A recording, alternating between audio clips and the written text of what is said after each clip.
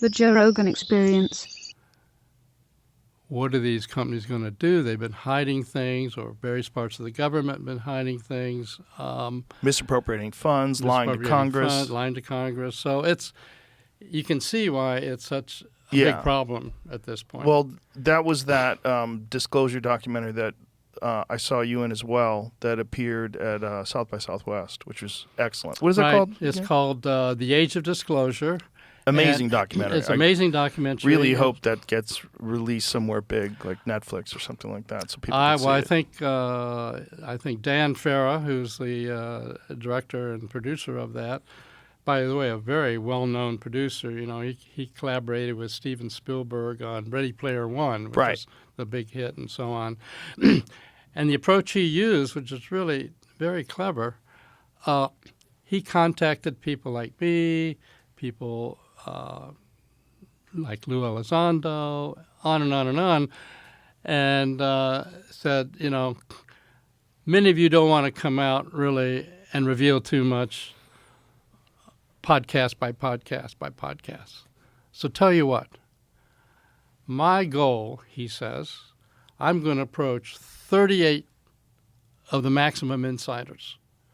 And by maximum insiders, I mean it includes people like, I don't know, Senator Rubio, of course now Secretary of State, Clapper, who's, you know, and I'm going to get all of you to collaborate on saying what your involvement was to the degree you can, and, you know, not say something and end up going to jail. And then we'll put out maximum disclosure evidence all at one time in this film. And it'll include people coming forward like Jay Stratton, who is head of the UAP task force. He's been involved in this field for 16 years. By the way, he has a book about to come out also, which will really be a disclosure. So anyways, we'll put this together. We won't talk about it along the way. And so 38 of us ended up being interviewed for the film, telling whatever role we felt we could tell. So, in fact, when that film comes out, that's going to be disclosure on steroids, I think. That's going to be the maximum. And, well, you saw the film, so you know it's pretty revealing. It's very well done. Yeah, very well done. So, for your own personal journey into this stuff, you're initially introduced to it because they're talking about disclosure. You rate the pros and cons. And then when do you get introduced to it again? Well, it was when Robert Bigelow got the contract that Harry Reid and the other senators asked. And how much time has passed? Well, that was in 2008. So a couple. And so that went up through 2012. And then ATIP, which you may have heard of, that Lou Elizondo ran, sort of picked up there to keep the ball rolling forward.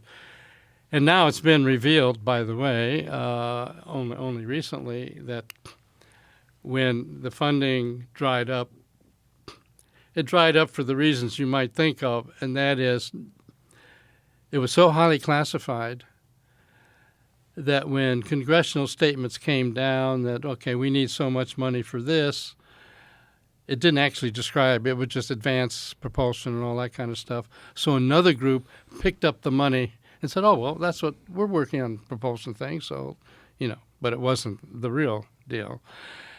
And so, you know, what do you do at that point? Do you go, no, wait a minute, this was really for this? Well, no, then you'd be revealing what this was really for. So anyway, that sort of ended that way.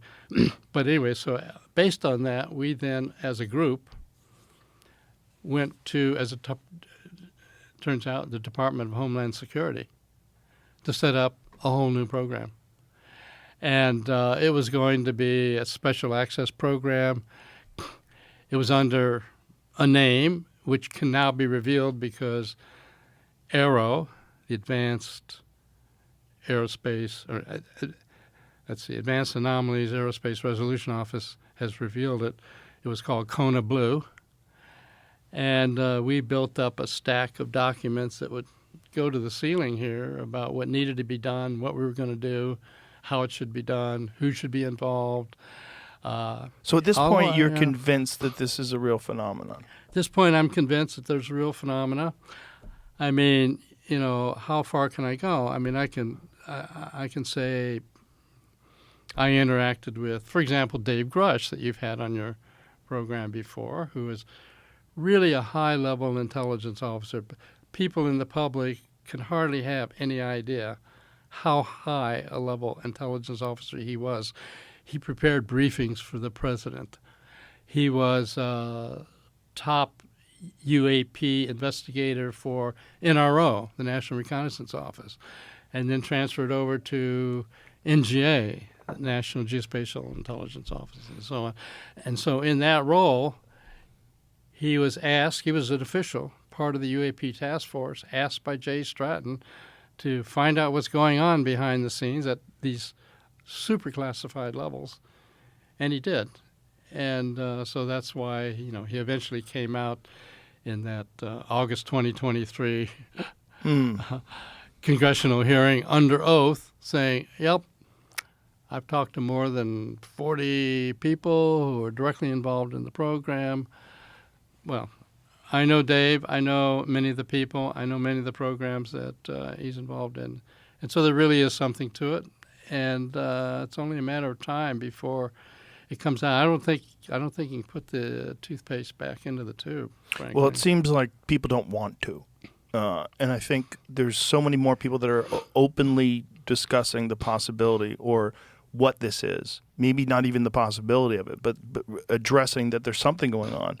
So what is it? Is it interdimensional? Is it intergalactic? Like, what is it?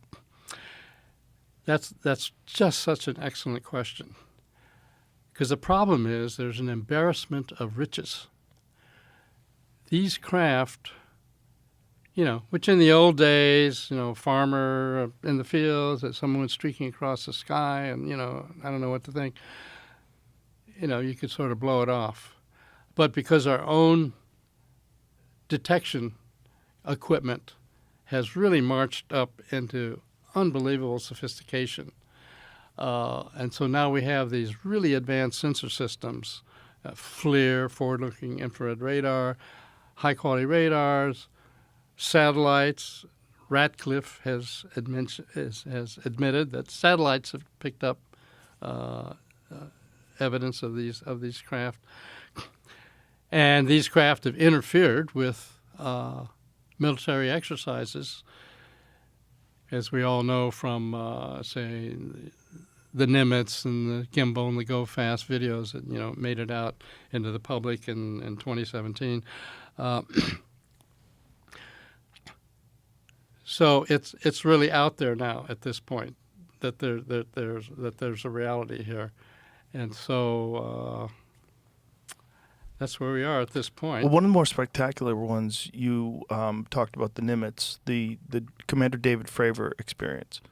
So they're flying over the water outside of San Diego, and they think they see something below the surface, and which is large, and then this 20-foot tic-tac looking thing that's hovering over the water that seems to turn towards them and recognize that they're it jams their radar. It does something to block their ability to detect it. They have it on screen. They have video of this thing. There's eyewitnesses of this thing. They track it on radar going from above 50,000 feet down to sea level in a second. They don't know what it is. It takes off at an insane rate of speed. It goes to the cat point where they were supposed to meet up. So they have all this data about this thing that behaves in a way that's impossible with our current understanding of propulsion systems. Right. And, of course, in the program, we interviewed the pilots about their experiences and so on. And so you can't blame a pilot. He says, look, this thing was at 80,000 feet or whatever when he first detected it. Suddenly it's down there right above the water, and then it takes off and does a right-angle turn at Mach 3. This stuff is just way beyond our physics. Of course, to a physics nerd like me, so, yeah, now wait a minute. if it's real, it's physics. So Right. can't be beyond our, it's beyond our understanding. but it's beyond our engineering. So in fact, in that series of papers I showed you, that the 38 papers, by the way, there's a little side story there. It's interesting. And those 38 papers were then posted. None of these people who generated those papers had any idea it had to do with ETs or UFOs or whatever. They all went up on what's called the JWIC server. It's a classified server for the Pentagon, and intelligence officers and aerospace contractors, could get access, but nobody in the public could. And usually those things go up, and they're up for a little while, and a month or so, and they take them down. This was such a popular set. This 38 papers, such a popular set, that everybody screamed every time they tried to take it down, and so it was posted there, like forever. But eventually, through Freedom of Information Act and so on, most of those papers have been released. And I was concerned that, oh my God, these guys are all going to call me up and say, "What? You didn't tell me this had anything to do with ETs or UFOs?" But actually, nobody seemed to not complain about it. So back to the question that you mentioned a little earlier, though, about what's the source of this? Like I said, it's an embarrassment of riches. There's so much observation. The idea that it may be a scout coming by from some other planet and checking us out and heading off or whatever. I mean, there's much more than that. And, of course, as you know from interviewing Jacques Vallée, he dug into the literature and found out, you can go back millennia and see descriptions of exactly what we're talking about today. So as far as where they come from or what they're doing here, I myself have written a paper called Ultraterrestrials, where I try to cover the gamut. And I cover everything. Yeah, they could be spacecraft from some other galaxy whipping through here. Or maybe there's some Atlanteans left over from eons ago, and they're just kind of hiding out in the seabed or in some mountain range someplace. Or maybe some ET group showed up here 1,000, 2,000, 3,000 years ago, and they're hiding out with some bases locally and so on. And, of course, we have a fellow by the name of, a professor by the name of Masters who thinks that, well, maybe it's time travelers from the future coming back. And then there's the whole idea, since physicists like to talk about additional dimensions, maybe they come from another. So anyway, then in my Ultraterrestrials paper, I list everyone I can think of and say, we should be exploring all of these. So at this point, I would say we know it's NHI, non-human intelligence, but it's not clear what the source is. Maybe at a higher level of classification than I had access to, maybe it's known. But right now, I'd say we don't. Do you have a know. suspicion?